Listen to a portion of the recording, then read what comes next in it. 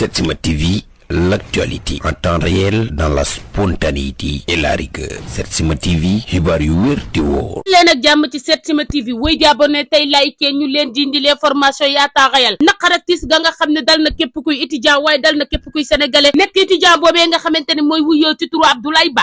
Ba nekkoon étudiant foofee nga xamante ne moo di ci université bu Cheikh Anta Diop itam doon suivre loolee nga xam ne moo di médecine moo daal di ñàkk bakkanam gannaaw loolee nga xam ne moo di affrontement ba doon am entre étudiants yi ak ñooñee nga xam ne ñoo di takku der ya nekk foofee ca biir université ba tax na moom moomee nga xamante ne moo di Abdoulaye Ba mënees nañoo jàpp ko may formation ci ay jegeñaaleem que ni moom Abdoulaye Ba dañu ko fekk ca biiram néegam daal di koy dóor ba mu ñàkk bakkanam nekk mbir mi nga xam ne doy na waa loolu ku nekk di ko naqarlu Abdoulaye Ba étudiant bien aimé nekkoon koo xam ne mu nga bàyyeekoo foofee ca diwaanu Matam la bàyyeekoo nekkoon koo xamante ne ba muy jógee foofee ca diwaanu Matam dafa ñàkkoon waajuram nga xam ne moo di waajuram bu góor dese woon ki nga xam ne moo di yaayam moom rek la dese woon moom moomee nga xam ne moo di Abdoulaye Ba ma dëkk ca diwaanu Matam daal di ñàkk bakkanam niki démb foofee ca université ba ca affrontement bu metti ba doon am entre étudiant ak ñi nga xamante ni ñoom ñoo di takku deer yi mënees nañoo jàppam information foofee nga xamante ne moo di ca université ba la fa xew metti na lool waaye itam la fa xew nekk na mbir mi nga xam ne doy na waar loolu ndax itam am na étudiant yoo xam ne seeni chambre da doon tàkk ñu jógee 5e étage doon jéem a dëpp ngir wàcce daal di bañ a fekkee boobu la tàkk-tàkk ba muy dal seen kaw noonu lañ tëbee 5e étage toll nañ ci ñett ci ay étudiant wala lu ko ëpp daal di daanu ca suuf nekk li nga xam ne metti na lool am na étudiant yoo xam ne ay cas grave la ñu daal di am ndax itam ci biir seeni chambre lañ leen fekk daal leen di sànni ay gaz lacrymogène looloo andi ñu daal di def la nga xam ne moo di ab malaise ñenn ñaa ngi ci loxol docteur ñenn ñi sonn nañu lool te itam am na ñoo xamante ne actuellement buub nañ seeni bagage wutali fa nga xamante ne moo di seenu xar baax ñibbi waat ci seeni kër metti na lool la xew foofee ca diwaan université dekkal la nga xamante ne moom moo di yooyu la ticket yi leen doon jox ngir ñu daal di amal seen ak xéewal maanaam xéewlu ga nga xam ne moom la lekk ak naan daal moo tax boobu la affrontement daal di am baay bakkan daal cay rot ku ca mel ne Abdoulaye Ba daal di cay ñàkk bakkanam waaye yeneen mbokki étudiant nekk ci ay tolof-tolof yu métti métti actuellement policiers yi nga xamante ne ñoo nekk ca biir université bi gis nañ également vidéo yi nga xam ne mu ngi circuler ñu nekk ci yenn bagage di ko yàq ba yenn étudiants yi naan ko yàq ñu ngi leen di filmer la xew foofee nga xamante ne moo di ca université sénégalais yëpp a ngi koy ñaawlu waaye gouvernement bi nga xam ne moo fi nekk actuellement waroon nañoo fayee étudiants yi leneen lu dul lii ndax itam bokk nañ ci ñi nga xamante ne dañoo xeex ngir ñu daal di toog waaye dañoo daj lu ne ci nguur gi fi jóge ngir lu ni mel bañ a amati fii ci réewum Sénégal taal ga nga xamante ne moom la ñuy taal ci université ba bu nekkul ci affaire u lekk ak naan waaye mu nga nekk ci la nga xamante ne moo di affaire u bourse ba tax na ñoom ñooñee nga xam ne ñoo di ay étudiants di yëngu te wàllum njàngale mu kawe ma am nañ ñu leen naqari loolu guddi yi ñu toll ndax itam loolee nga xamante ne moo xew ci université ba képp koo xam ne sénégalais nga addu nga te la xew ci université ba niki barki démb ak démb ba tey ba bëkkan daal cee rot nekk na loo xam ne ñëpp a ngi koy ñaaw lu université Cheikh Anta Diop itam waroon na mën a changer xar kanam gannaaw ba fi nguur gi fi nekk daal di toogee looloo nekk kàddu yenn yi ñenn ñi itam nee nañ la nga xamante ne moo xew ci étudiants yi naqar gañ cay jëlee mooy étudiants yi dañoo jaayoon lu nekk daal di daj lu nekk ngir nguur gi daal di toog niki tey waaye itam ba ñu toogee ak léegi étudiants yi amuñu ci xol bu sedd waaye Sénégal yu baree bari daal di ni loolee nga xamante ne nag moom lañ jëloon def ko ca Coupe d'Afrique ba ñu ko gagné millions ya nga xam ne jëloon nañ ko daal di koy jox ñoo ñi nga xamante ne ñoo di footballeur yi mënoon nañ cee coppati ku nekk coppati ñu daal di koy jox ña nga xam ne ñoo di étudiants yi ngir ñu mën leen a fay seeni bourse ba lu ni mel dootul amati ci réewum Sénégal waaye tey la mbir ma gën a aay tey la gën a metti tey la gën a tar ca foofee nga xamante ne moo ca UCAD ña nga xamante ni nag ñoo di takko der ya nekk ca biir jàkkaarloo bañ jàkkaarloo ak étudiants yi nekk na li nga xam ne metti na ba fu dégg gi dayoo ñenn ñi sax ñu ngi naan loolee nga xamante ne moo am ca université ba war naa mën a tax benn policier yi nekk ci biir université bi ñu daal di leen fay génne ndax tamit buñu demee ba affrontement daal di am université ba ñu jàpp leen ñoom ñoo ay étudiants daal di leen di def lu méttee métti ñenn ñi actuellement ñu nekk ca la nga xamante ne ñoo di kaay grave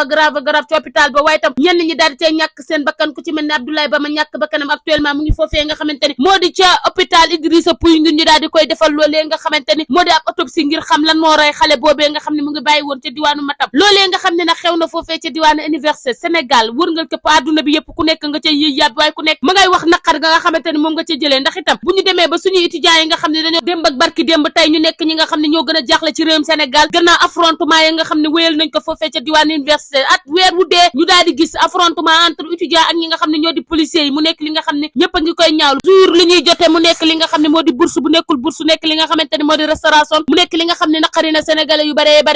ñu nekk naan loolee nga xamante ne moom la état bu Sénégal daal di war a def mooy que ni daal di gaaw def ab daar ab taxaw seetlu ngir janoo ak ñi nga xam ne ñoo di étudiants yi daal di leen di jooye nit la nga xamante ne moo di seen i jafe-jafe rawatina loolee nga xam ne moo di seen i bourse ñu daal di leen koy jox waaye ray ga ñuy ray yenn étudiants yi nekk na li nga xam ne kenn du ko rafetlu foofee ca UCAD mënees nañoo jàpp fii situation bi tollu taxaw tembe mooy que ni yenn étudiants yi daal seen cas graaw na graawaay boo xam ne foo ko nattu wees na ko rawatina ñi nga xam ne ñoo jógee woon 5e étage daal di daanu ngir daal di sauver seenu bakkan ca lakk-lakk ba nga xam ne moo amoon foofee ca UCAD actuellement Sénégal ak la ko wër ñëpp a ngi ànd ak njàqare ak ak tiis ñenn ñaa ngi doxantoo ak seen naqar gi ëpp si seen biir xor nekk fan su nekk xarit waaye itam nekk jëmm yoo xam ne dañoo yàgg bëgg kookee nga xam ne moo di Pape Cheikh Diallo ñu dem ak yéen ci beneen ab information bu yëngal toile bi moom Pape Cheikh Diallo ma nga xamante ne actuellement ni ki démb defal nañ ko la nga xamante ne moo di mandat de dépôt gannaaw ba mu jàkkaarloog la nga xamante ne moo di procureur ak juge ba moom moomee nga xam ne nag ñoo di 12 personnes ya xamante ne ñoo doon def boobu leen ñaawteef ñu leen di toppee loolee nga xamante ne moo di l'homosexualité nekk li nga xam ne moo di góor jigéen bañ leen doon toppee démb la ñu jàkkaarloo ak ka nga xamante ne moo di juge ba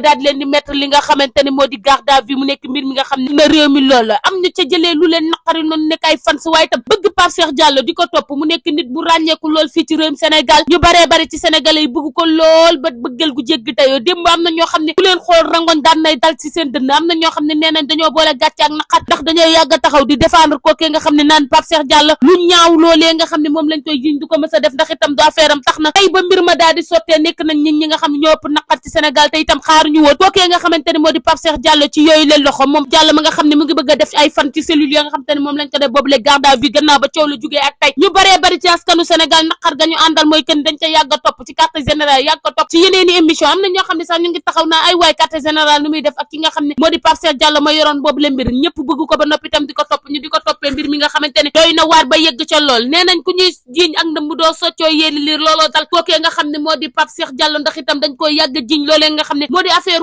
homosexualité ba tey ji loolu daal di dàbb ci kawam ba moom Pape Cheikh Diallo actuellement mu nekk ca loxol yoon ana lan moo mën a xaar ay daan ci moom Pape Cheikh Diallo ak ñeneen ña fa nekk ku ci mel ni Djibi Dramé nekk na li nga xam ne moo di question bi sénégalais yëpp di posé avenir u Pape Cheikh Diallo nekk na li nga xamante ni sénégalais yëpp ku nekk looloo ni principal ana fan lay mujjee moom jëmm joojee nga xamante ne moo di Pape Cheikh Diallo ndax itam li nga xamante ne dal na ci kawam nekk la nga xam ne moom lañ koy toppee nekk wàllum góor jigéen nekku lay caaxaan fii ci réewum Sénégal ci jëmm joo xam ne dafa am réputation ci koo xam ne nit ñi dañu ko baaxal ba noppi itam yàgg ko topp bëgg ko lool ci ay jëfinam moom Pape Cheikh Diallo mu nga xam ne actuellement mu ngi derrière les barreaux gannaaw loolee nga xamante ne moom lañ ko jiñ nekk li nga xamante ne moo di l'homosexualité fii ci réewum Sénégal ku nekk ci sénégalais yi am ca lu la naqari lool waaye ku nekk di ca jotlate ku nekk ak xalaat ba nga ca am moom moomee nga xam ne nag moo di Pape Cheikh Diallo moo ca gën a ràññeeku ak ki nga xam ne moo di Djibi Dramé nekk ay 12 personnes yoo xamante ni daal actuellement ñu nga leen di toppee loolee nga xam ne moo di l'homosexualité kaddu ya nga xamante ni nag moom la sénégalais yëpp yëkkat te noppi itam di ko ñaawlu ñenn ñi sax nee nañ mënaguñoo gëm ne lu ni mel am na ca Pape Cheikh Diallo ndax itam xam nañ ko xam goo xam ne waaye bëgg nañ ko mbëggeel goo xamante ne pare wuñu pour yëkkati yooyu le jugement di ko teg ci kawam moom Pape Cheikh Diallo ma nga xamante ne naqar gu rëy googu dafa daal di dal ci kawam moom ak ki nga xam ne moo di Djibi Dramé am na ñeneen ak ñeneen ñoo xam ne nag sénégalais yi nee nañ des nañ nekk ay ak bien aimé nekk fii ci réewum Sénégal waaye nekk ay nit ñu siiw ñuy yëngu ci wàllu woo mën nañu waajal seen bopp ndax itam mbir mi xës na ba daal di tàmbali bu xësee ba tàmbali nag ku nekk mën na laa dal ndax itam moom moomee di Pape Cheikh Diallo kenn xalaatul woon ñu daal di yëg ci ca moom waaye keneen ak keneen koo xam ne bokk na ci bile mbir ñu leen cay tudd ñoom ñëpp dinañ leen jëli ndax itam dafa nekk cas boo xam ne dafa garaaw ana ñen ñoo doon xeex loolee nga xamante ne moo di l'homosexualité fii ci réewum Sénégal gannaaw nguur ga fi jàll nekk nguuru Macky Sall ku nekk daan ca wax ñu daal ne nañu ko criminaliser bi nguur gi ñëwee ak léegi dégguñu ñu daal di cay yëy yàbbi ci wàllum criminalisation góor jigéen googee nga xam ne ñëpp a ca am lu leen naqari actuellement bu mbir ma daal di yëppi loxo Sénégal